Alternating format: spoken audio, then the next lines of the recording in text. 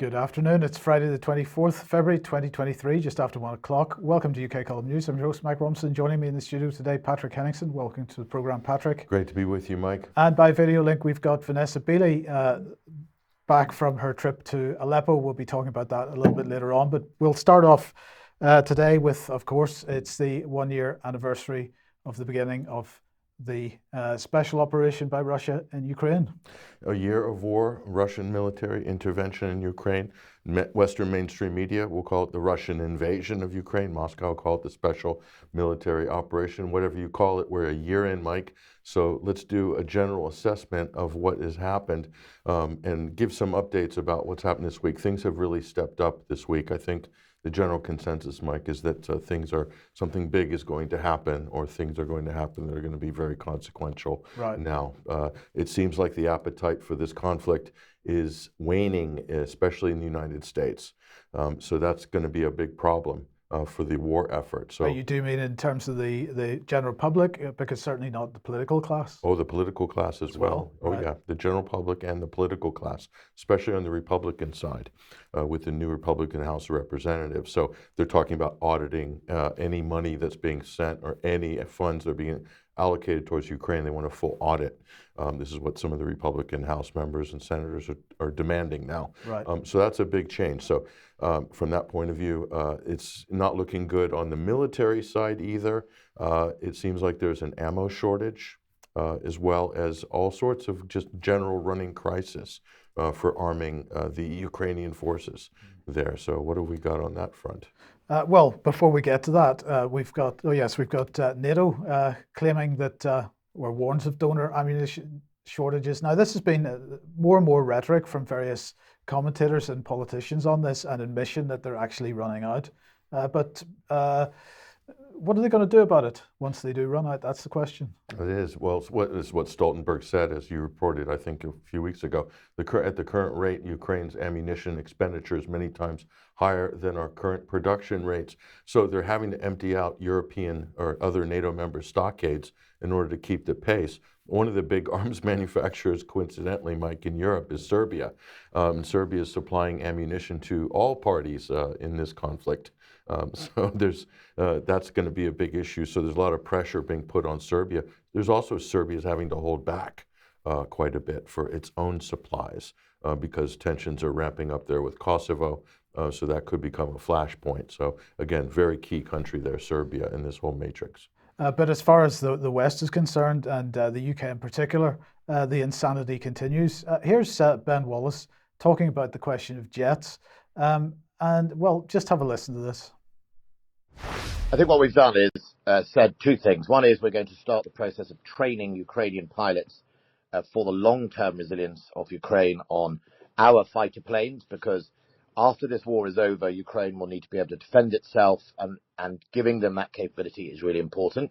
But in the timescales of this conflict right now, the ability for us to train pilots onto Typhoons and then train them on the fighting of Typhoons, because fighting aircraft is a very complicated, layered process, and you also require about 200 people to look after the jets, like a Formula One pit crew, if you know what I mean. And we're not, the West is not putting in RAF personnel or other Air Force personnel into Ukraine.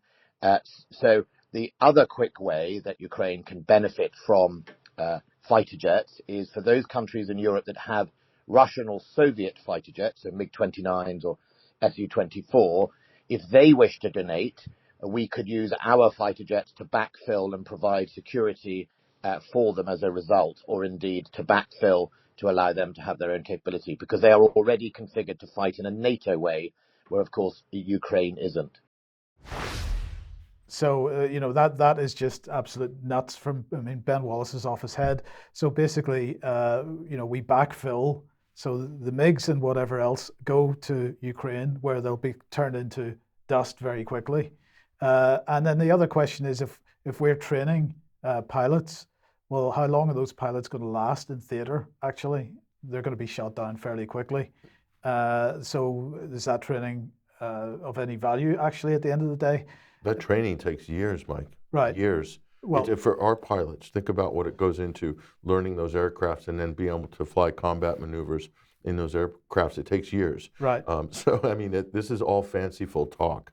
And a lot of this is just posturing. What is this at the end of the day, Mike? It's business, isn't it? Dump all your old Soviet or Russian-made stock. On Ukraine. Replace it with U.S. and British stock. This is just a big... NATO is an international protection racket. Yes. That's what it's become.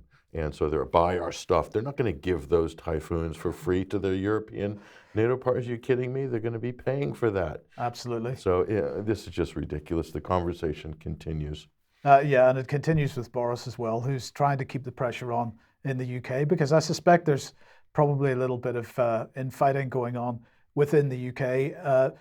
There's got to be a recognition within the military that they are handing away all their stockpiles and there's no way to replace them. So the tension within the establishment in the UK must be pretty high, as with the United States and other places. So Boris trying to keep the momentum going here. Let's have a listen to what he said on Sky News. If Rishi Sunak doesn't significantly increase defence spending in the next budget, would he be failing as a wartime leader? Well, there's a couple of sort of ifs there, Mark, and I think that I pay tribute to the government, Prime Minister, Defence Secretary, what they're continuing to do, and the UK remains way out in front. It's one of the big donors to Ukraine, not just of humanitarian assistance, but of that crucial military assistance. And what I'm saying now is that when it comes to things like fighter jets, of course, what the Ukrainians want is F-16s. As it happens, we don't have F-16s, we do have Typhoons. I think there's an argument for the UK breaking the ice and giving them some Typhoons. If it's a question of training people up to use those machines, then we can do that. So there we go. So planes are machines now. Yes. But Boris nearly said we're going to give them F-16s. He had to stop and check himself because he wasn't sure what planes Britain actually had. But the thing that might disturb me the most about that is the Sky presenter saying, is Rishi Sunak really a wartime leader? So is Britain officially at war? What Yes. is the status? Yes. What's the official line on this? So the press is using the rhetoric, everybody's using the rhetoric. So what, we're going to invoke the Blitz spirit again? Well, we did that during COVID, didn't we? During lockdowns. Certainly. So maybe we're going to do it again. I don't know. But not terribly impressive, Boris Johnson, is he? But what about Greece? Is Greece supplying weapons? Well, there's a lot of people. They're basically, Zelensky's doing the rounds. Okay, he's doing the rounds. He's begging and demanding at the same time. That's beg-manding. This is a new concept being pioneered by Zelensky. So he's gone to Greece, and he's basically saying, Greece, hand over your Russian S-300 missile defense systems, mobile systems. And Greece is thinking about it for a few minutes and thinking, no, we're not going to give those away. So why not? And so the U.S. has moved in this. Here's a story here on RT, and they've translated this from the Greek news service here from the national broadcaster. And so the U.S. is saying, hey, give them your S-300, same thing as the Ben Wallace swap trade backfill. We'll replace those with U.S. Patriot systems. Well, the problem is, Greece is not very impressed with the U.S. Patriot systems. They say, no, we want our Russian S-300s. We're not going to give them to Zelensky. So sorry, no deal. And so Zelensky's thrown a tantrum about this. He's really upset, doesn't understand, is disrespectful by the Greeks and so forth. So this whole charade is just getting more ridiculous by the day. Right. Okay, well, let's have a look at the propaganda then on the anniversary. So here's the BBC. And of course, the front page or the main page of the BBC News website absolutely covered with this stuff. But I just thought we'd have a look at the newspapers. About a 50-50 split, it seems, with those that are worried about the anniversary and those that aren't. So here's the Eye. Well, they have a section about homes for Ukraine, but really they're more interested on the NHS. The Sun is more interested in football commentators. The Daily Telegraph, though, is interested in Ukraine, but they're interested in peace deals, it seems. The Times, most vehement that this was Ukraine's year of blood. Look at the image on this. Yes. Is this unbelievable or what? The demagoguery, the nationalism, they're really going for it. The Daily Star talking about the shortage of fruit and vegetables in the UK. That's their main story. And the Daily Express talking about Roald Dahl books and the fact that they're rewriting those to remove what would be considered dodgy language. This is the woke agenda at work here, although there is a small section up in the top left with Ukraine in it. The Daily Mail is more interested about Roald Dahl as well, but half the page is a little bit on Ukraine. But look at the top corner, Mike, the Slava Ukraini. So it's this Ukrainian nationalist slogan and the Ukrainian flag being emblazoned there on the masthead of the Daily Mail, a major UK daily newspaper. That in itself is incredible. The Daily Mirror is back on the turnips issue, although they do have a 1 year on, the unbreakable spirit. The Metro full on with the full propaganda. Heroes never give in. Look at this. It's amazing. Amazing. Breathtaking stuff. So let's come back to the politicians. What are they up to? Well, here's Ben Wallace tweeting this out. Slava Ukraini, of course, my friend. This is to Reznikov. My friend, Ukraine is not alone. Your country has inspired us all with your bravery and determination. Wait, Mike, what's your reply going to be? You put it up there. No, I haven't tweeted my reply, but guess who was the first group to tweet the reply? I'm going to ask Vanessa for a thought on this as well. It was none other than NAFO. NAFO? Oh, that's NATO's troll army. NATO's troll army. Marauding on Twitter. They're doing such a brilliant job at putting, despicable memes and other disgusting material in threads. So I don't know what you've got. If you've got a thought, we've got a little video clip coming up in a second with more propaganda. But Vanessa, just very quickly, I don't know what your thoughts are on this type of thing, and the fact that the troll army rolls in to support politicians. It's just incredible. Matthew Van Dyke, the CIA agent that was also embedded in Libya and Syria prior to handling the NAFO agents, such as they are, whether they're bots or real people or kind of 77th Brigade types. But I don't know if you've included the painting of the road outside the Russian embassy. We will be getting to that. Yes, we will be. Okay. Yeah. Okay. I'll save my comments then. Okay. Right. Okay. So let's move on then to the British government's piece of Ukraine propaganda. This is from the Ministry of Defence. Ukraine 1 year on. Let's have a watch of this. On the 24th of February, forces of the Russian army, unprovoked, crossed into Ukraine sovereign territory. I announced to the House the government's intentions to supply military aid to the Ukrainian armed forces. Body armour, helmets, boots, ear defenders, ration packs, rangefinders and communication equipment. For the first time, it also included weapon systems. And in response to indiscriminate bombing from the air and escalation, I announced the UK would supply Starstreak anti-air missiles. I want to say a big thank to our British comrades that's helping us. If they're to have the best chance of survival on the front line, we need to make sure not only they are properly equipped, but they are properly trained as well. So I think that's enough of that. So who released that? That was the Ministry of Defence released that this morning. Right. So it seemed like more like a promotion for Ben Wallace than anything else. Well, it's designed with the music in the background and so on to really inspire and very gripping, isn't it? Get you behind the war but effort. Not just Ukraine, because of course, as we have been drawing parallels over the last period of time, it's not just Ukraine, because there have been parallels between what's happening in Ukraine and what's happened in Syria and the type of propaganda that's been built up around that. So not to be outdone, the UK government pushed out this little clip, and we'll show a segment from this as well, which is all about Syria and how the Russians behave in Syria. And I'm very interested in Vanessa's thoughts of this just straight afterwards. I remember when we started feeling that something's going to happen in Ukraine, most of the world was still guessing whether or not Russians will do it or not. At that moment, I remember most Syrians, if not all, we were kind of sure that's going to happen because we know Putin regime and we know the Russian army. There are a lot of similarities between the Syrian conflict and the war in Ukraine. Of course, the most obvious one is the war tactics adopted by the Russian armed forces, which have been implemented in Syria for the past 8 years so far.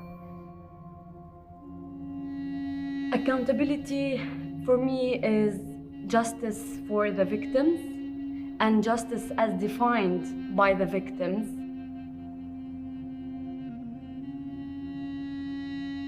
What you think is a conflict that's far away from you, or a conflict that you could look away from for the last 10 years, is not the case. Because of impunity. Right, so that's enough of that as well. So, Vanessa, what are your thoughts? Well, I mean, you know, from a Syria perspective, this is just absolutely despicable. I mean, meantime, the UK proxy ISIS terrorist group has carried out at least 2 major attacks against civilians to the east of Homs. The last attack, they killed 53 civilians, and they've kidnapped dozens of civilians. So ISIS has been resurrected exactly post the earthquake. And when we're talking about recent Syrian or Russian attacks against terrorist forces in Idlib in the northwest, they've capitalized on the earthquake to advance militarily on Syrian Arab army positions. So none of this context is given. And I just want to make the point, Ibrahim Olabi, who is the last interviewee there, is heavily embedded with the White Helmets, with Toby Cadman, with that entire kind of siege cartel that is allegedly bringing a case against the Syrian government and President Assad. So, you know, what we're seeing now is complete exploitation of the earthquake to basically breathe life back into the entire complex that waged war against Syria and is now being weaponized against Russia and Ukraine. Yes, okay, thank you. So we'll be coming back onto that topic a little bit later. But in the meantime, Rishi is taking part in a virtual meeting of the G7 today.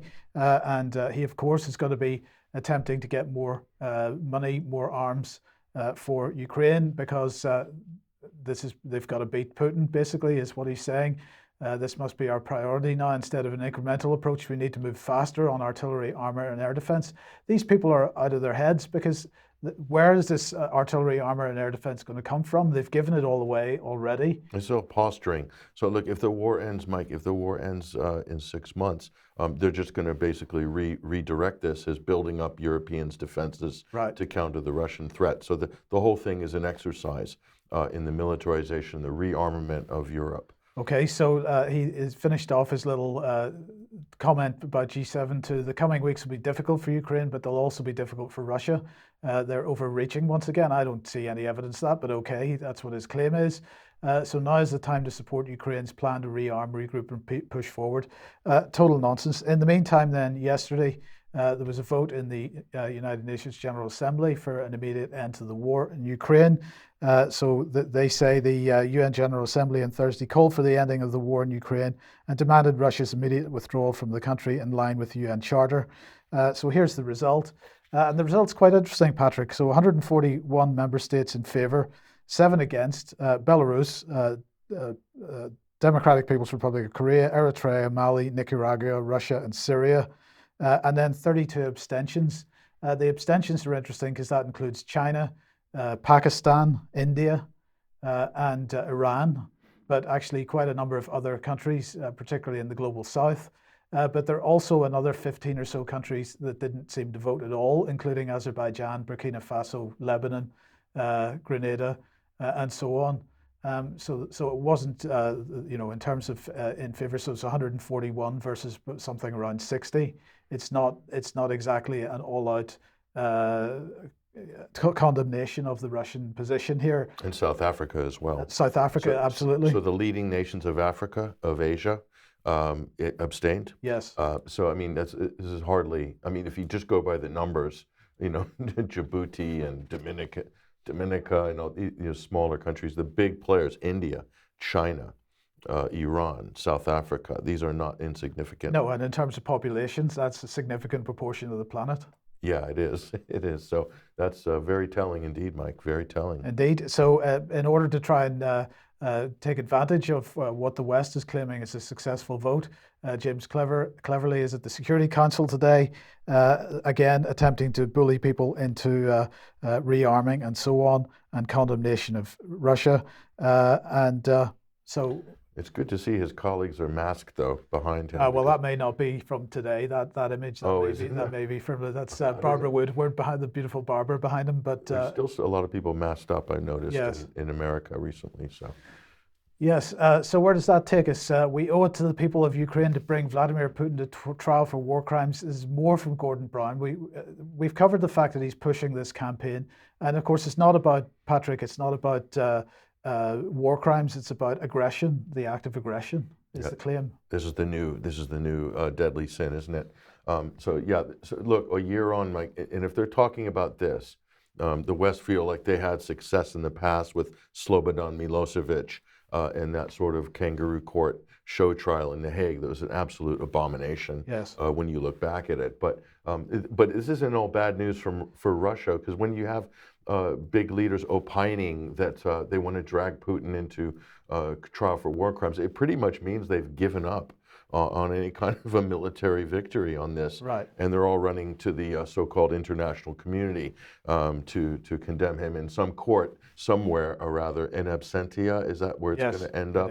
Of course it is. So special tribunals for Rwanda and the former Yugoslavian countries show they work. They don't work, actually, but the U.S. must back one for Russia. So they need the United States to do this. So you're talking about a UN Security Council member, Mike. So, I mean, this is just going to throw the whole international system into turmoil if they take this route. I think a lot of this is just posturing, and there's also money available for this type of stuff. So for law firms and lawyers and stuff like that, it's always a good payday, isn't it, to run this sort of agenda for a few years. Everybody makes some money and everyone's happy, right? So let's take a look at this one, though. This is interesting. Did you notice, though, on this, so Gordon Brown's coming out of the woodwork here on this, and but this guy never shows up. Is it doing their pastiching here? This is the great Steve Bell from 2007. They never pull out Tony Blair to comment on Ukraine. Have you noticed that? Very rarely, and I just wonder why, Mike. Maybe it has something to do with the hypocrisy of his role in, quote, violating the sanctimonious and sacred territorial integrity of other countries like Iraq, for instance, and not just that, but lying to the country to do so, and then occupying and devastating and flattening the country and destroying it for the next generation. So he's little Sid Vicious pastiche here. Regrets, I've had a few, but then again, too few to mention. Tony Blair. Indeed. Well, Seymour Hersh, of course, exposed apparently what has happened with the Nord Stream pipeline. He's followed up with another article. So this is entitled From the Gulf of Tonkin to the Baltic Sea, the secret and incomplete history of US-Norway collaboration in covert operations. So he's given a bit of a history of the connections between Norway and Norwegian special operations and the US. The simple answer, he says, is the Norwegian Navy has a long and murky history of cooperation with American intelligence. 5 months ago, that teamwork, about which we still know very little, resulted in the destruction of 2 pipelines on orders of President Biden, with international implications yet to be determined. And 6 decades ago, so the histories of those years would have it, a small group of Norwegian seamen were entangled in a presidential deceit that led to an early and bloody turning point in the Vietnam War. So he's talking about in early 1964, Norway provided the CIA special heavily armed but fast boats along with Norwegian captains to crew and train US and South Vietnamese sailors for a long-running series of clandestine coastal attacks upon North Vietnam, directed by the CIA and controlled by the Joint Chiefs of Staff in Washington. This all, by the way, is again based on Hersh's source within the intelligence community, and he's saying that these actions were a prelude over several months prior to the North Vietnamese confronting U.S. destroyers in the Gulf of Tonkin, and that the rest is history. So, I mean, I recommend people read that article, and it looks like he's intending to sort of fill in some of the gaps in people's knowledge about how some of these black operations work. Mm-hmm. And let's add to that also Sweden's role, conducted, and we'll reiterate what we repeated previously in the broadcast, that they did the so-called investigation of the Nord Stream 2 incident site right after the incident, and said, well, we actually can't tell you what we found because it's national security sensitivity. Yeah. So that's effectively Sweden, Norway's neighbor, playing their part in the cover-up. Right. And just by way of reminding everybody, of course, it was Norway that was more or less leading the charge into Libya with the bombing campaign, the NATO bombing campaign. When was that, 2011? Yeah, and they did the lion's share of sorties in the initial waves. So a lot of people aren't aware of that. Right. So that was Norway. And Norway also was a great, Mike, it was a great haven for recruiting ISIS fighters and other, quote, moderate rebels to go into Syria and wreak havoc there. And that's always something that's always overlooked when we talk about Norway as well. Interesting country, a lot of interesting things going on in the background in Norway. Now, Vanessa alluded to it, but let's come back to the Ukraine propaganda issue and the propaganda piece that happened outside the Russian embassy yesterday. Let's watch this. Ой, у лузі червона калина похилилася. Чогось наша славна Україна зажурилася, а ми твою червону калину підіймемо. So they continued to pour paint over the road. It was yellow on one side, blue on the other side of the road. They held up a sign saying, it's washable paint, so don't worry driving over it, but drive slowly. And it was this organization led by donkeys. Led by donkeys. You're not kidding there, Mike. So they're the artivists, I guess, activists, artivists. When they start wheeling out the ornate street art and these sort of street theater, that, again, they're losing the actual whatever war or argument that they're after. So they've done this thing here. And, the thing that was funny about this, when you look at this event, the amount of damage this did, and residents complained, people were driving over the paint and their tires and things like that. So, this would be called criminal damage, wouldn't it, if it was done by anybody else? Right? Well, indeed, that's absolutely the case. I mean, it's just shocking what they get up to here. And you notice in that video how they played this sort of emotive Ukrainian folk songs and these kind of ultra-nationalist folk songs and stuff like that. So they're really playing on the emotion and the demagoguery to capture. And again, it was like the victim's narrative.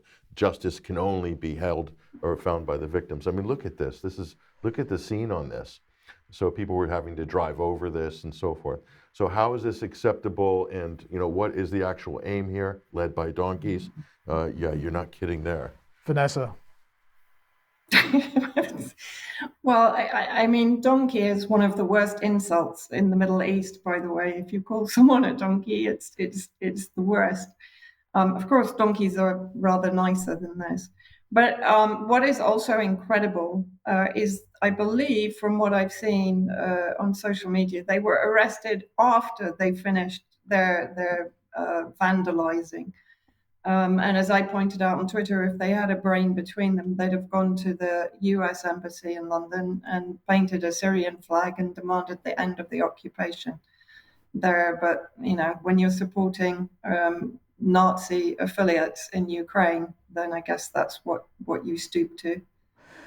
So these are the same groups, Mike, that were, doing Extinction Rebellion, public theater, and also backing the proxy war in Syria. So basically, they're completely aligned with whatever government policy is.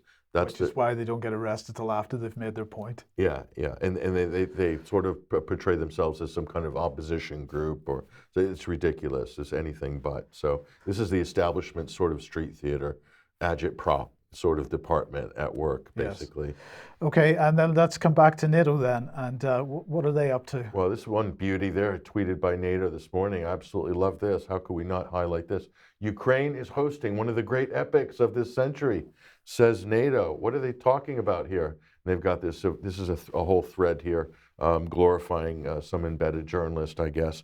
But this is what they said. We are Harry Potter and William Wallace, and the Na'vi and Han Solo. We're escaping from Shawshank and blowing up the Death Star. We are fighting with the Harkonnens and challenging Thanos, says NATO. I mean, they're really just gone off the ledge here on this, Mike. So, but it's very much geared towards children and teenagers and adults of who like Marvel Universe and stuff like this. I mean, this is just insane. Yes. This is NATO's PR department at work here. The only thing missing is the rainbow flag. I guess if we scroll down the thread further, you might find it. You might find it. But in the meantime, although China abstained in the UNGA vote, they are actually calling for peace talks. Yeah, no, China stepped up this week, and this is interesting that this has happened this week too, because you noticed how the Western, especially the U.S., has said they have intelligence that China is supplying Russia or planning to supply them with lethal arms, and that created this big upsurge in condemnation against China the last week. Right. Maybe they had an intelligence leak where they had some information about this, and they ran with it because they knew this was coming. And so China's trying to position itself, Mike, as a sort of peacemaker on this. And so they've asked Zelensky whether he would accept a Chinese-led peace deal, and I don't think so. It didn't seem like it was a very strong answer from him that he was welcoming this, or the Ukrainian government will welcome something like this. I think his strings are too tightly bound to the West. Well, they see China as an adversary because they're on friendly terms with Russia on this. So. But what's interesting about this is, so China's basically taking the lead, making the diplomatic foray on this. And this is really important because the United States is not. Right. All these officials that we've just shown, including the British one, saying that the only way to peace is if Vladimir Putin could end the war tomorrow. But nothing to do with like what the U.S. could demand. Listen, if the U.S. wanted to put pressure on Kiev, this would be over literally in a day or two.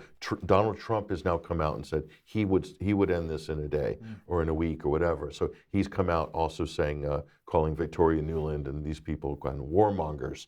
So the GOP story for the election's already starting to shape up. Nikki Haley's pro-war, Mike Pompeo's pro-war, Trump's positioning himself as an anti-war candidate, which is a strong play. At least as far as Ukraine's concerned, because whether that extends to China or not is another question. Right. Well, posturing and peace through strength is Trump's doctrine. Very different than actual intervention. So we'll see how that plays out. So on Twitter here, so Jordan Peterson has been weighing in recently, the high-profile personality, whatever. And some of this stuff he says on Ukraine is completely nonsensical and ridiculous, but he has such a big loyal following. Whatever he said, it's like he's like a prophet. So people sort of, worship at his knees, whatever he's opining on. But his Ukrainian commentary is just ridiculous on so many different levels. But I'd love to have a debate with him on it. But so here he is. He's saying, he's tweeted this out. So basically, Victoria Nuland said, plans to invade Crimea. And so Peterson, rightly, has tweeted this, WTF POTUS to Biden. And he's saying this is basically an act of war. What's going on? So good on you, Jordan, for tweeting this. And it elicited a response from Elon Musk. And he's replying here saying nobody is pushing this war more than Nuland. And he's talking about Victoria Nuland. She's the Assistant Secretary of State in the U.S., and she's the big sort of brainchild behind the coup in 2014 in the Maidan. So she was commenting recently on Elon Musk tweeting about her and reiterating her position on this. Watch this. I want to ask you a personal question. You have been in the news, or at least the Twitter sphere, in the last 24 hours. Elon Musk, the owner of Twitter, tweeted yesterday in response to some discussions about you. I'm quoting here, nobody is pushing this war more than Nuland. And I'd like to ask your reaction. Well, I would start with a basic fact here, which I'm confident is well known, which is if this war is to end, it could end tomorrow if Vladimir Putin chose to end it and to withdraw his troops. So this is not about us. This is about choices that Vladimir Putin has made to try to bite off pieces of his neighbor. And if we allow this as the United States, if we don't support the victim in this aggression, then this aggression will be replicated all over the planet in the years to come. And, particularly folks with young children ought to be thinking about the future that they want to live in. Right. That's a bit rich coming from her, Mike. So she's accusing Russia of biting off a piece of its neighbors.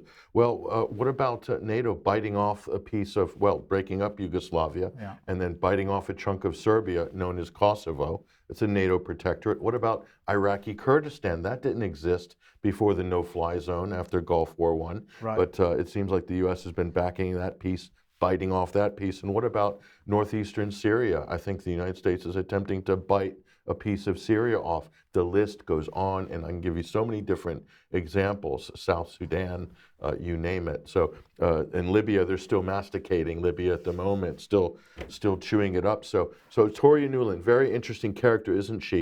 She's got an axe to grind, and it goes back generations. And you find this with so many people who are taking leading foreign policy positions, be they in the United States, in Britain, or Europe. They have a pedigree, or Canada. Chrystia Freeland is a perfect example. They have a pedigree of anti-Russian animus that goes back generations here. And I want to direct people here to this amazing thread by Igor Lopatnik. He's a filmmaker, very famous, most famous for Ukraine on Fire. It's a documentary he made with Oliver Stone. Go to his Twitter account and look at this thread. It's the history. It really charts Victoria Nuland's interests right back in her interventions and involvement in all sorts of different conflicts leading up to today. And when you watch this, it is absolutely unbelievable. He goes chapter and verse on this here, and he shows all the different connections and links it up here, talking about her father. Her real name is Noodleman. Victoria, or her father's name, Victoria Noodleman. It was shortened for whatever United States immigration purposes or whatever. Here, born in Moldova and Belarus, and her career is a vendetta against Russia because of she felt that her grandfather was dejected and treated badly by the Soviets and so forth. And so she's, in a way, many of these people get recruited into positions, key positions, like Zbigniew Brzezinski is another one, anti-Russian to the core. And so he led the U.S. grand strategy on Russia with incredible hate towards Russians and the Bolsheviks and so forth here. And her role in the Arab Spring, her fingerprints there. There's the film, Ukraine on Fire, along with another string of great documentaries related to that, including Revealing Ukraine in the Everlasting Present as well, a great trilogy on the history of what brought us to this point in Ukraine. There's Revealing Ukraine there, great film. His work is unbelievable. He's Ukrainian. He's an American Ukrainian dual citizen, or he's now living in the United States. Great filmmaker, and he breaks down in obviously her admission that Nord Stream 2 needs to be basically ended if Russia intervenes in the Donbass and so forth here. So this isn't just an unbelievable resource, this thread. So I do encourage people, if you can, go follow Igor Lopatnik, great filmmaker on Twitter. Definitely, if you're following his account, you get some great information and top-notch research, not to mention information about the releases of his films and so forth. Okay, right. Look, we need to move on, Patrick. So let's move through this one reasonably quickly if we can. But this is Kharkiv and Sarah Ashton. Well, this film, little snippet popped up on CBS today. Sarah Ashton Cirillo. We've reported on this character before in Kharkiv here, apparently in the trenches. Let's take a look at just this clip real quick. It's pretty interesting. So I want to point something out, Sarah. I've been following you on Twitter. I saw your last post. It was 15, 16 hours ago. You said that you were moving sort of closer to the front lines, but you did not look like that. So I have to ask you, I see the bandages. Are you okay? What's been happening over the last 24 hours or so? So an intense amount of fighting broke out. We are the 209th Battalion from Kharkiv Oblast. We're serving at what's known as the Zero Line. And at the Zero Line, it's our job to repel any Russian advances. There's nobody between us and the Russians. And due to this, we were in a significant fight. We inflicted tremendous casualties on the invading forces, but the reality is I was hit by shell fragments. I've lost part of my hand, and I have significant scarring on my face. However, we decided to go ahead with this interview due to the fact that with the fighting still taking place above us, I'm in the trench right now, we wanted to get the message out that Ukraine is stronger than ever after 1 year of the full-scale invasion, and we are looking forward to completing the victory and pushing Russia out and achieving the 1991 borders that President Zelensky has stated is our goal. Okay, right. Lost part of by the way, it's this is a trans soldier. This is a trans soldier. So we'll talk about that. Vanessa would like to. Sarah Ashton Carter says you lost part of their hand. Get the pronouns right. Their hand. So keep an eye on that. If you see that hand in mint condition in a couple of weeks, just remember you saw that clip. And the 1991 borders, how are you going to achieve that? Are they planning to ethnically cleanse the Donbass of all of its residents and Russian speakers? Is there an ethnic cleansing plan in there as well? So this is the crack team here from the U.S. Foreign Legion or whatever, embedded in Kharkiv. What on earth is this circus all about? Well, we'll show you the background on this. We'll get Vanessa's comment in a minute. But here, I want to direct people to this great Substack article here. Sarah Ashton Cirillo, a.k.a. Michael John Cirillo, who was putting out some incredible stuff trying to get Gonzalo Lira, an American independent commentator stroke journalist who was in Kharkiv early in the conflict here. Note this image was taken during their redhead phase. Sorry, get my pronouns right. So this was when Gonzalo Lira went missing in 2022, and this sort of popped up on old Ashton Cirillo's Twitter account, basically calling him a Chilean spy or a Russian spy, a Chilean Russian spy. So that's quite provocative, isn't it? Yeah. So that was a dog whistle to the SBU. So is Cirillo a U.S. intel and a PSYOP all wrapped into one? It really looks like it is. I mean, what great cover in the war zone, isn't it? In the trenches with the brave Ukrainian fighters, the trans mercenary. I mean, what a great story this is. But it doesn't end there. Look at this. This character has some pedigree, Mike. Went undercover and claims she recruited the Proud Boys for the GOP. So went undercover in the Proud Boys to get them to basically get into the GOP fold on that. And so it's interesting, this is the Daily Beast. This is the same publication that outed Gonzalo Lira and tried to get him arrested with the SBU. So there's a direct connection here with Mr. or Mrs. or whoever. I'm so confused. I'm just going to apologize. I get the pronouns all mixed up. I'm an old school guy. I get confused. I apologize. I really don't mean any offense. And here, look at this. How come the Daily Beast has removed this article, Mike? Are they embarrassed about it? Are they trying to scrub the history of this operative, of this it looks like an intelligence operative. So this is what an incredible story. So just to round it off, what are we looking at here? Is it just entertaining the troops, Mike? Is this USO stuff, or is there more going on than that? We'll go to Vanessa for a comment on that. Well, I mean, this is horribly or strangely reminiscent of Danny Abdul-Dayan and CNN. That was, have I lost you? No, you're still here. Oh, I'm sorry, I've lost all pictures.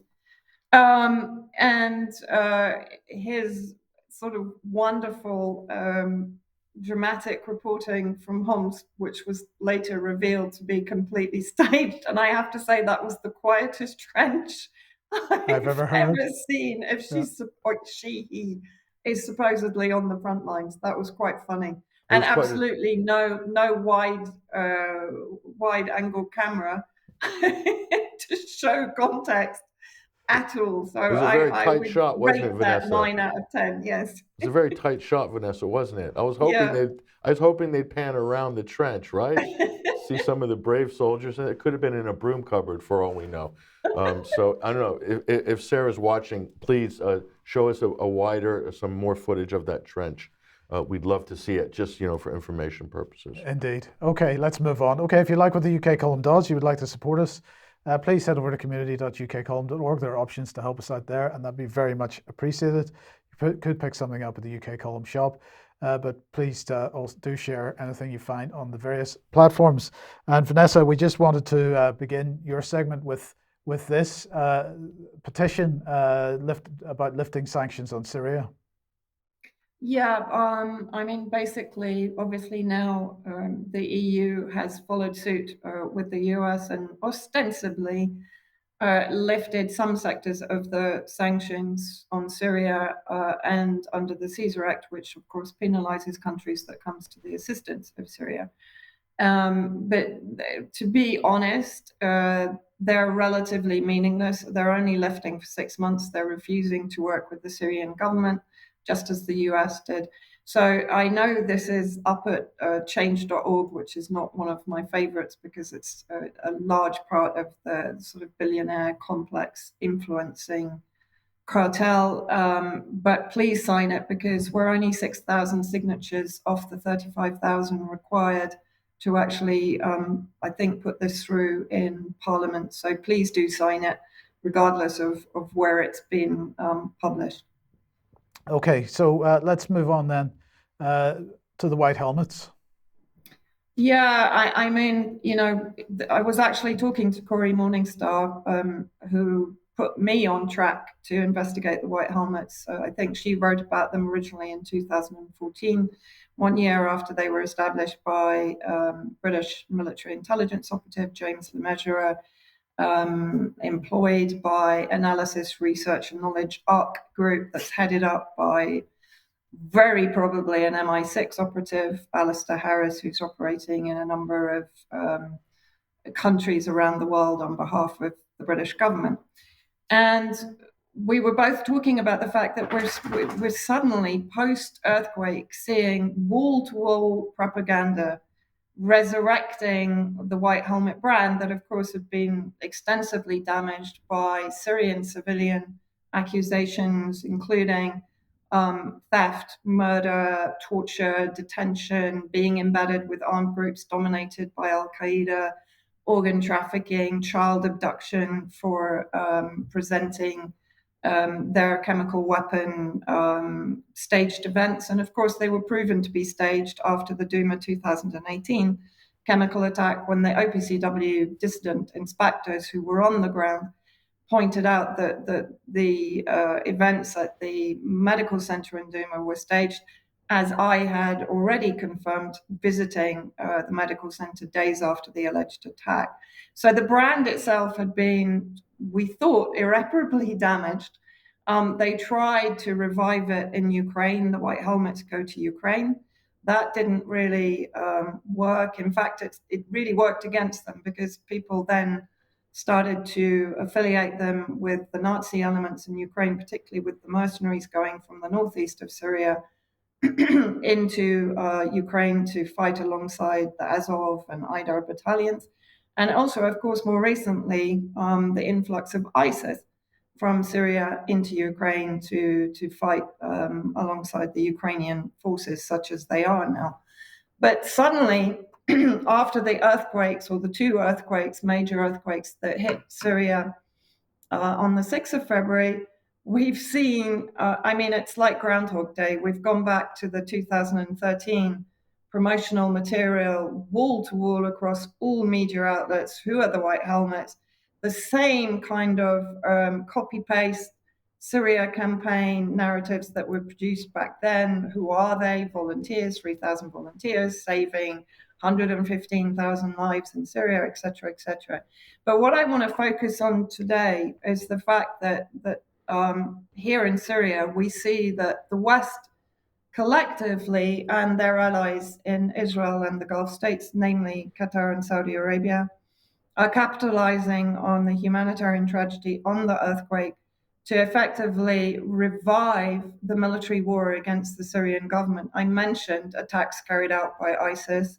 The Western media is portraying attacks by Assad personally, of course, that's what they've always done, against terrorist positions in the northwest. In reality, those so-called attacks have been defensive campaigns to prevent the advance of the armed groups dominated by Al-Qaeda, known to be admitted to be a US asset inside Syria.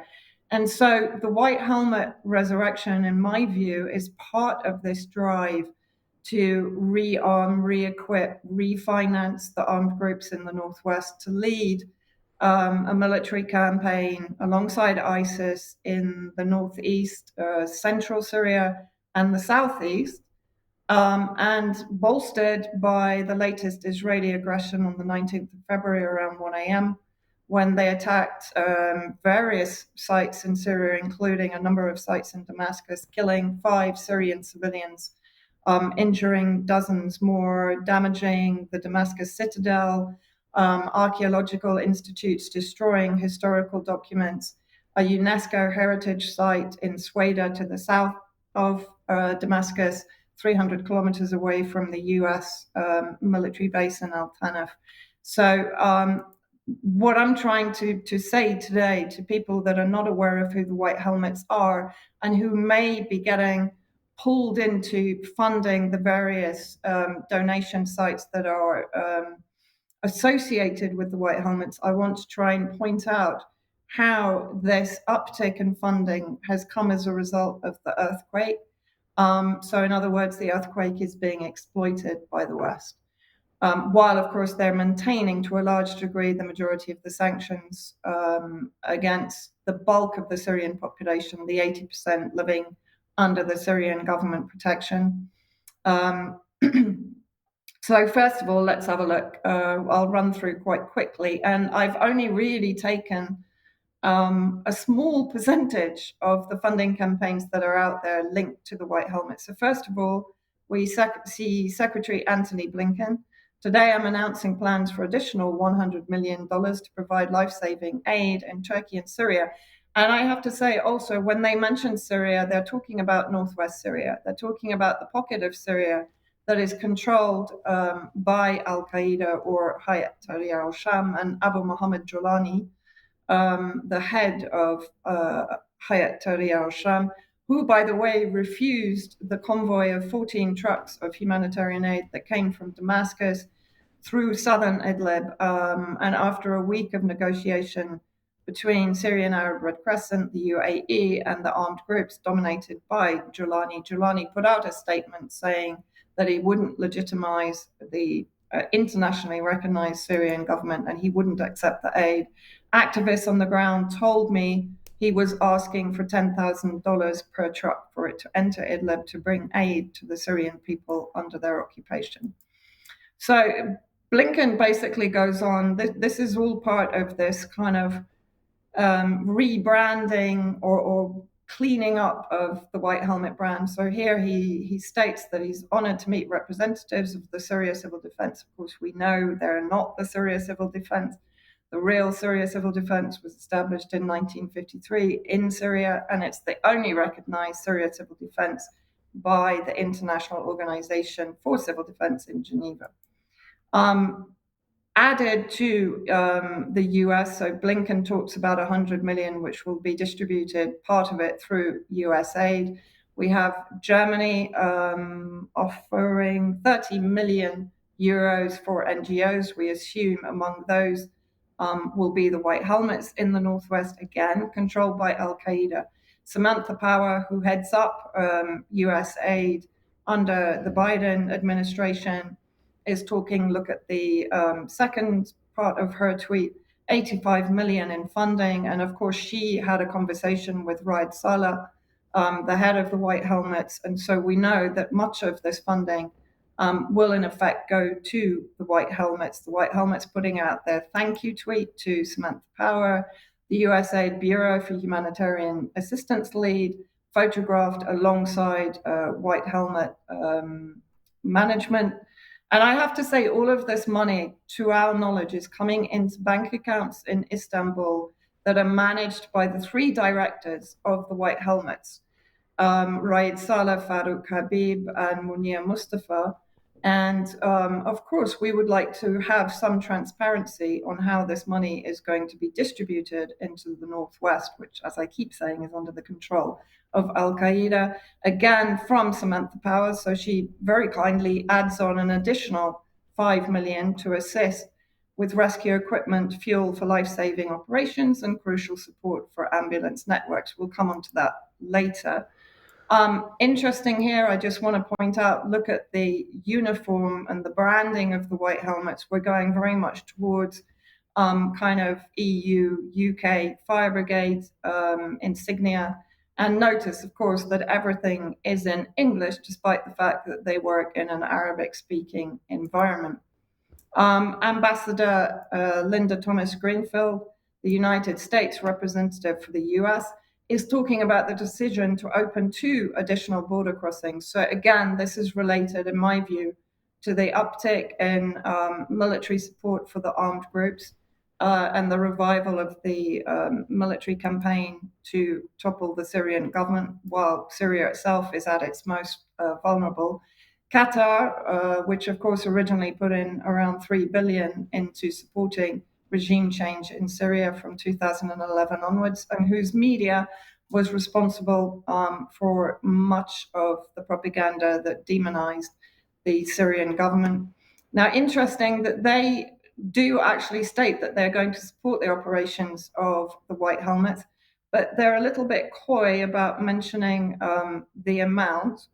They say that basically they are fundraising $10 million and they set aside $1 million, but we can assume that an awful lot more will be coming in from Qatar and Saudi Arabia.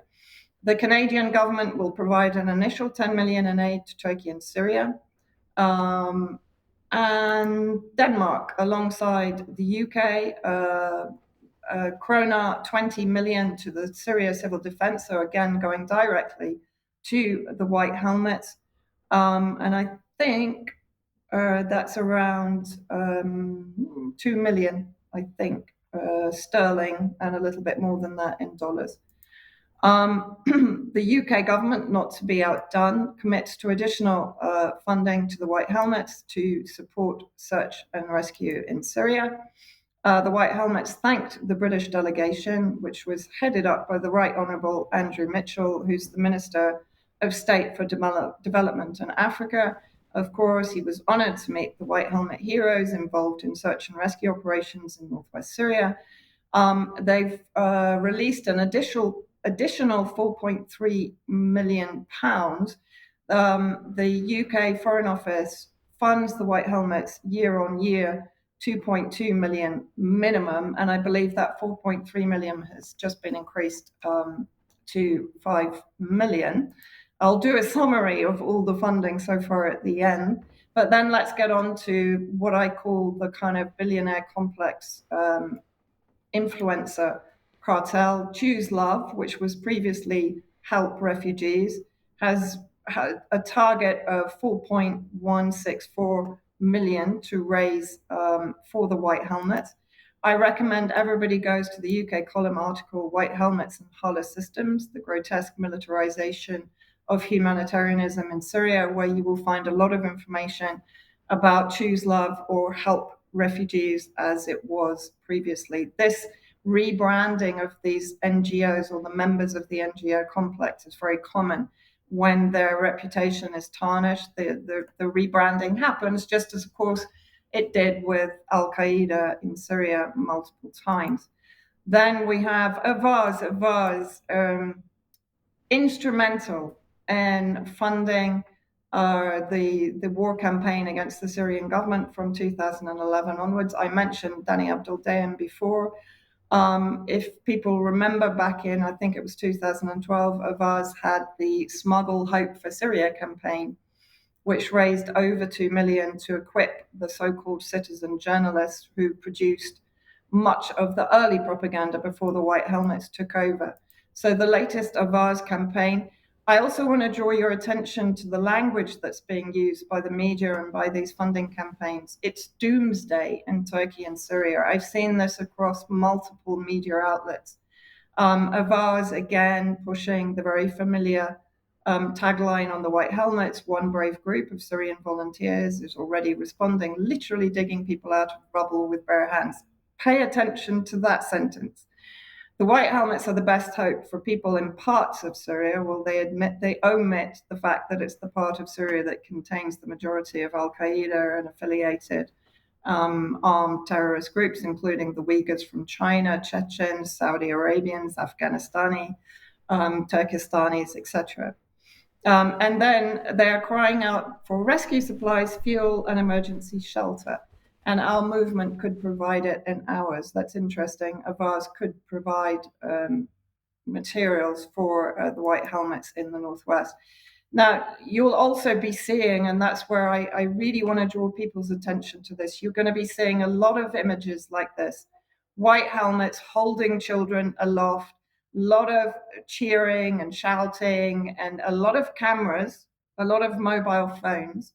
and very clean children, and children that don't look remotely traumatized by 6, now 10 days under the rubble. You're going to see a lot of that. Don't please be fooled by it. The real Syria Civil Defense, the Syrian Arab Red Crescent, and the various emergency relief teams inside proper Syria are too busy actually doing their work to pose for photo opportunities. But note here, the white helmets thank Avaz. Then you have, what's this one? The Voices Project USA, which is effectively Syria campaign established by Ayman Asfari, a UK-based Syrian oil baron, investigated by the Serious Fraud Organization, that looked into his funding of the Conservative Party under Theresa May. And this is the American version of the Syria campaign, but the Syria campaign have their own funding campaign going, again, showing very emotive pictures of the white helmets. GoFundMe that shut down multiple fundraisers for people inside Syria under the government protection, but however managed to raise 100,000 to support the white helmets. Raed Saleh, head of the White Helmets, was actually allowed to start a funding campaign with GoFundMe. It wasn't shut down. The Mayor of London, Sadiq Khan, in Trafalgar Square City Hall, is assisting the Syrian community in creating Syria House, a space where they can pay their respects. And we even have the royal family involved. In Trafalgar Square, the King launched Syria's House. Syrian community tent, where members of the Syrian community can come together to support those who need it most. And guess who's on the left of King Charles? That's Ayman Asfari, who I just mentioned, who has pretensions to the throne of Syria. The king himself has committed to making a donation to the DEC appeal that has raised over 60 million for northwest Syria. Now, this is where it gets kind of interesting. So here we've got an interview on Le Devoir. So on this interview, I'll translate from French. We've heard the cries of people under the rubble, but they said we don't have equipment to save them. That's the White Helmets. And here you have one of the primary members of the White Helmets talking about the White Helmet needs fuel, search and rescue equipment, heavy vehicles, spare parts for vehicles, tires for vehicles. Now, remember how many millions are being pledged to this organization of less than 3,000 volunteers. Now, in amongst the media campaign, I found these photographs of the lack of heavy machinery while the White Helmets are allegedly digging people out from under the rubble. And then let's have a look back at, this is the White Helmet YouTube channel in Idlib, 15.2 subscribers. It's been running since 2013. And if you can play the video, Mike, I just want to show from 1 year ago the amount of machinery that the White Helmets had available to them.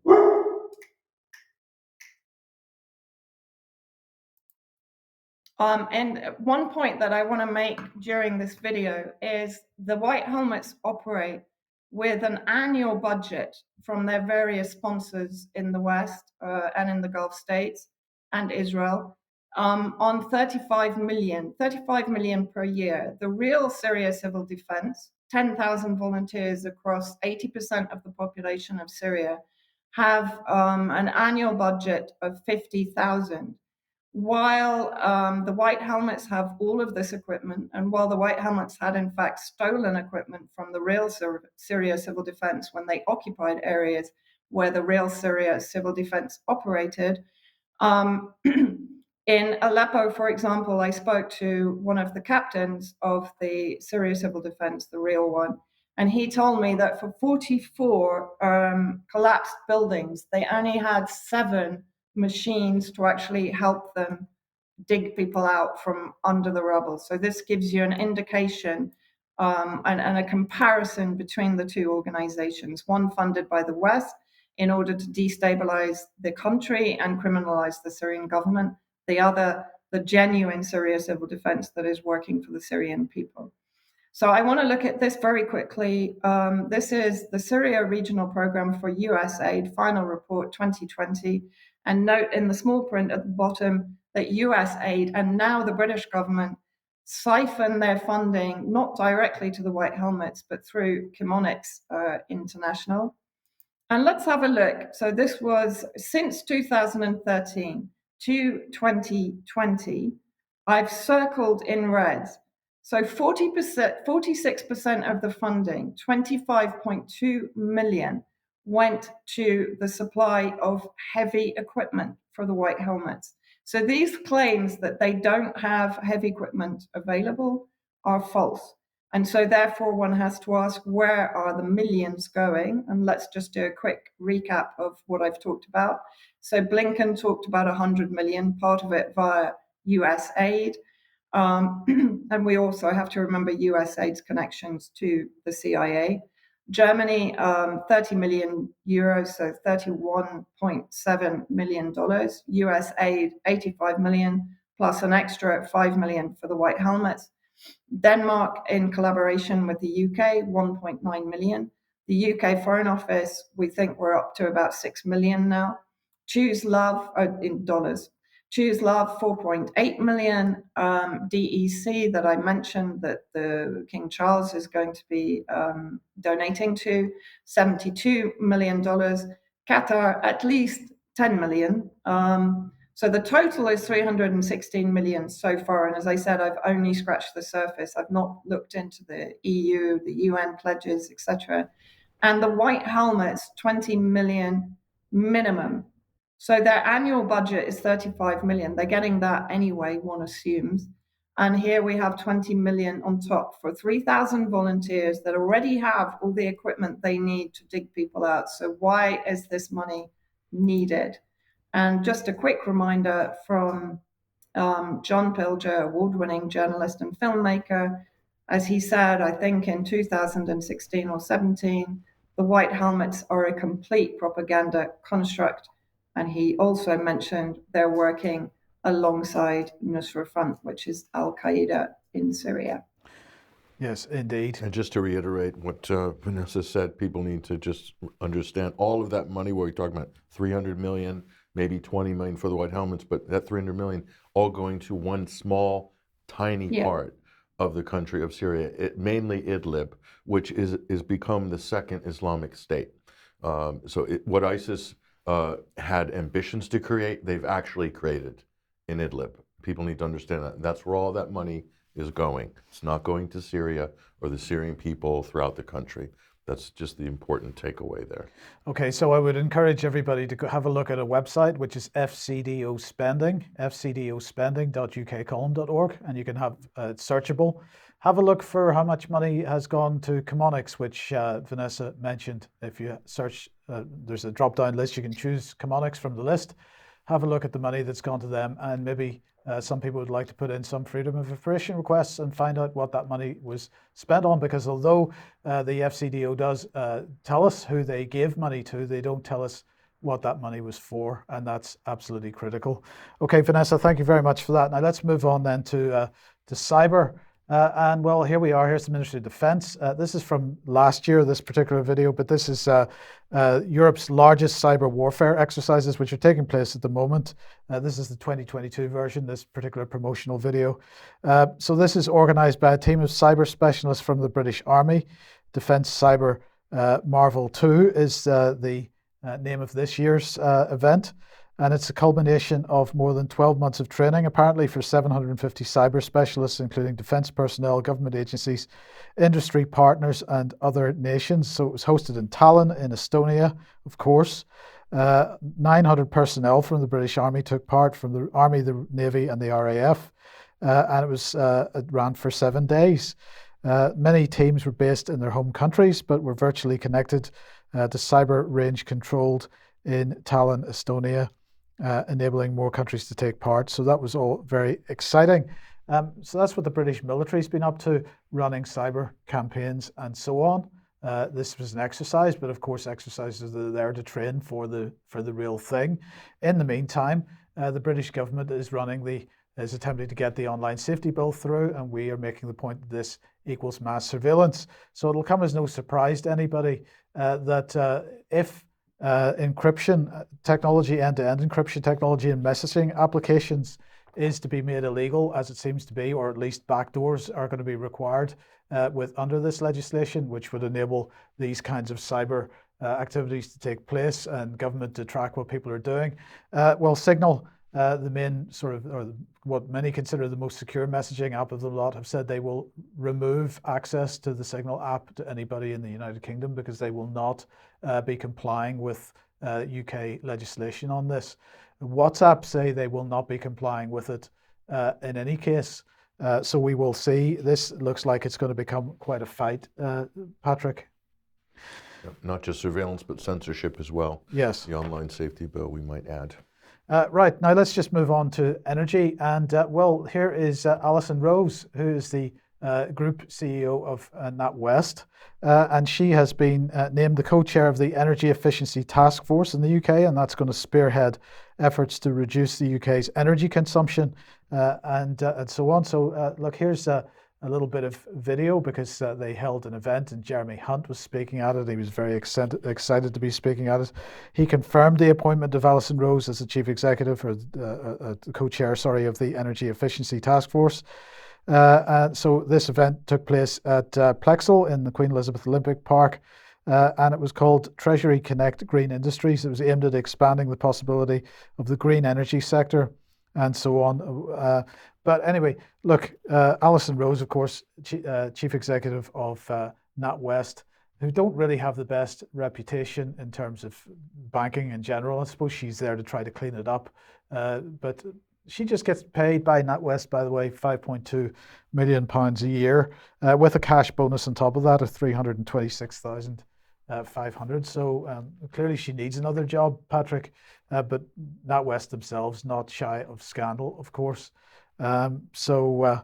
Anyway, what can we say about that? This is all about shutting down energy use, not just encouraging us as individuals to use 15% less energy, but actually to get industry to use 15% less energy. What effect does that have on the economy, do you think? Well, the big question, Mike, isn't how much energy you use, it's how much you're going to be charged for the energy you use. So we use less energy, but we pay more at the end of the month, right? Isn't that the plan? And Keir Starmer said it best recently. He said, Britain needs to be a world superpower in sustainable energy. Isn't that an oxymoron? How can you be a world superpower if you're running on sustainable energy?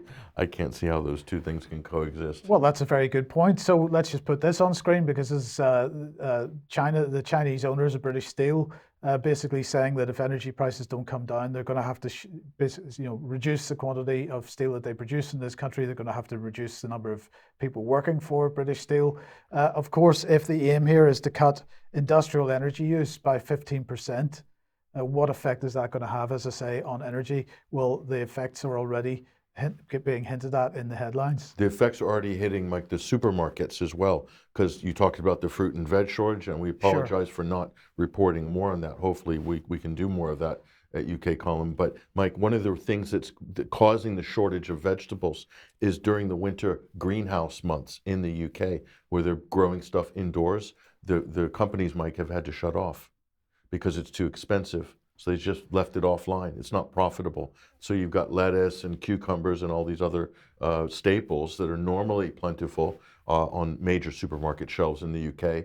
They're not there. And one of the reasons, not just because of imports, but also because of what's produced domestically during the winter. So again, this is back to the energy issue. And we shouldn't underestimate, by the way, the amount of the impact that the fact that the supermarkets are not sharing any of the massive profits that they're making at the moment with the producers themselves.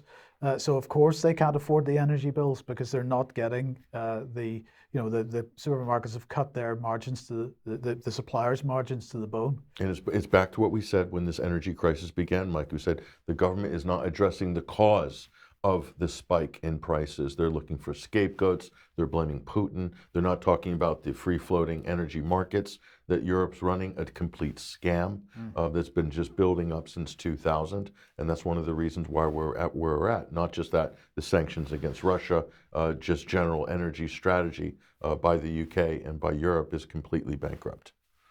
Okay, let's just let us have a look at this. This is the UK Health Security Agency, and they have just published their investigation into the risk of human health of avian influenza, H5N1 in England.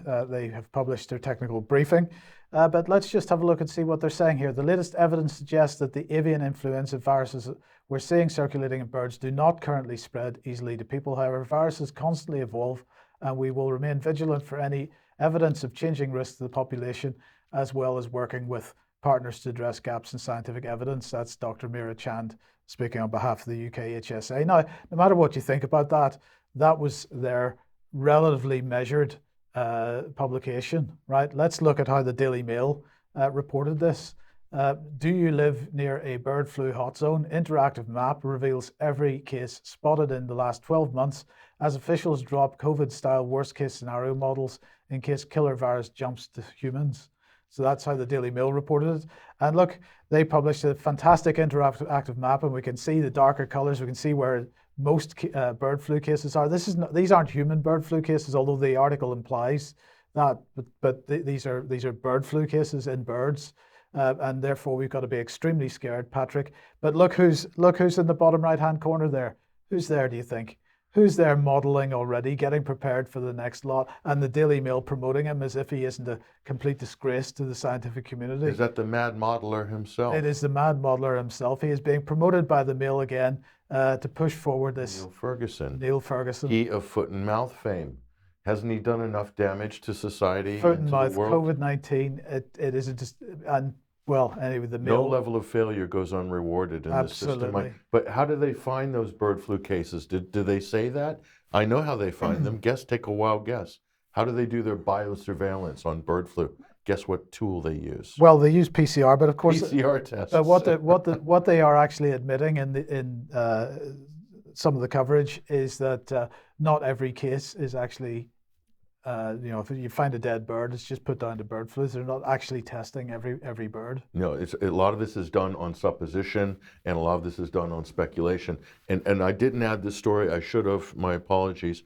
Just last night in Cambodia, the first jump from birds to humans, a dead Cambodian girl. I believe she was 9 or 11 years old. So she died of a fever. They suspect it's bird flu, so that's good enough for the WHO and everybody else. So this is the first successful zoonotic jump from birds to humans. Is there any claimed? Yes. Is there any actual evidence that this girl actually had a pathogen known as avian flu or bird flu?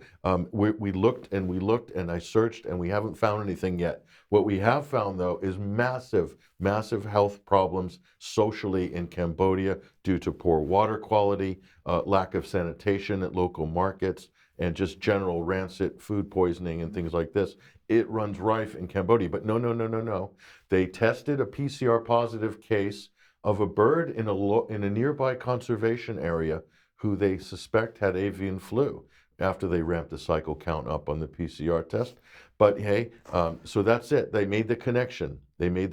So that's it. It's there. And now alarms are going off for a potential epidemic zone in Southeast Asia because of this. Right. So yeah, this is a complete scam. I'm just going to say. Yes, but it's building. Yeah. It's building because the usual suspects are coming out of the woodwork, and before we know it, we're going to be they're desperate for this threat, and you know why? Because it means massive culls of chickens, turkeys, poultry, and it's going to create food shortages, and then it feeds into the WEF vegan and cricket. By the way, have you been to your local supermarket, Mike? Have you looked in the cricket section? Did you know there was a cricket section? Are you going to name the particular supermarket that has a cricket section? Asda, cricket flour, cricket paste. There's other cricket products, okay? The bugs are there, folks. The bugs are on the shelves. Is anybody buying it? This No. sounds like a wild conspiracy theory, Patrick. It's not. It's true. Go look for yourself. And by the way, go to the clearance section and you'll find these products at the end of the week because nobody's buying them. Okay, so there's a lost leader at the moment. They're hoping people are going to buy. What conditions would you find people buying something like this when there's a shortage of everything else? Yeah. Voila. Enter the crisis. Right. Okay. Well, look, we're out of time, Patrick, but let's just end on this one. Queensland police target divergent thought considered as dangerous. Yeah, so thought crime is now, they're coming out of the closet in Australia, as we knew they would. So the fascists are basically marauding again after the COVID crisis has subsided. Mike, look at this. So what are they, look who they're paying particular attention to. This is an internal police memo reports to describe the at-risk groups as conspiracy theorists, top of the list, religious, social, or political extremists, sovereign citizens, of course, as well as people with ideologies relating to capitalism, communism, socialism, and Marxism. So everyone then? Have they left anything out here? I mean, it's just, so everybody's at risk. So everyone's a potential extremist. So thought crimes, basically. Yeah. That's what this is. They're completely bonkers down there. And we have good contacts in Queensland. We're going to try to follow up on this and see if we can learn more about this before next week. Okay, brilliant. Well, we'll talk a little bit more about this in extra in a couple of minutes, but we got to finish there. Thank you very much to Patrick and Vanessa for being with us today. We'll be back shortly. See you then.